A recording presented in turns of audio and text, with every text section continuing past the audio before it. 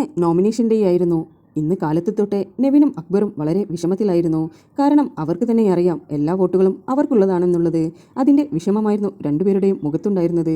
ആ സമയത്തായിരുന്നു big boss ഒരു വമ്പൻ ട്വിസ്റ്റ് കൊണ്ടുവന്നിരുന്നത്. നോമിനേഷൻ ചെയ്യുന്നതിനായി എല്ലാവരും ലിവിംഗ് റൂമിൽ ഇരുന്നപ്പോൾ ഗ്രൂപ്പായി നോമിനേറ്റ് ചെയ്യുവാൻ വേണ്ടി ഇരുന്നവർക്കെല്ലാം തലയിലൊരു ഇടുത്തി വീണതുപോലെയായിരുന്നു ബിഗ് ബോസിൻ്റെ ആ അനൗൺസ്മെൻറ്റ്. ഇത്തവണത്തെ നോമിനേഷൻ നിങ്ങളാരും ഇതുവരെ ചെയ്തതുപോലെയുള്ള നോമിനേഷൻ അല്ല.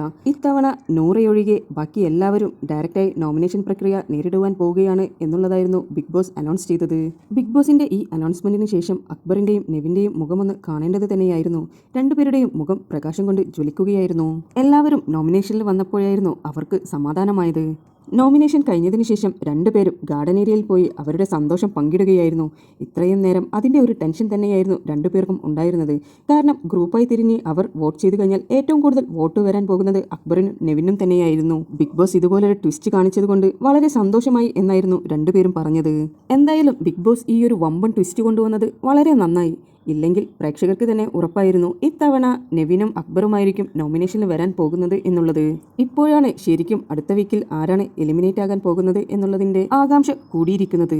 നിങ്ങൾക്ക് ബിബിയുടെ പുതിയ അപ്ഡേറ്റ്സ് അറിയുവാൻ താല്പര്യമുണ്ടെങ്കിൽ എൻ്റെ ചാനൽ സബ്സ്ക്രൈബ് ചെയ്ത് സപ്പോർട്ട് ചെയ്യുക.